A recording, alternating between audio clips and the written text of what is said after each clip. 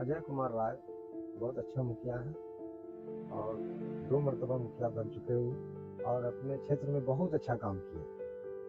वो सबको देखते हैं, सबका भला करते हैं, एरिया का भी काम अच्छा करते हैं और उसके अलावा उनके नज़र में सब एक है, बराबर है।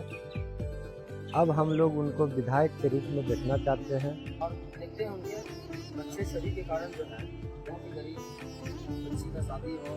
या किसी का घर किसी तरह का समस्या ही हो जाता है, मृत्यु में कोई घटना हो जाता है, तो देखते हैं कि एक बार मुखिया जी दरबार में जाने में घर में जाने में घर लेके जाता है तो अच्छी तरह से जो है अच्छे पोशाक देखिए तो कुछ रुपये रकम देखने को जो है वहाँ तो विदाई करते हैं।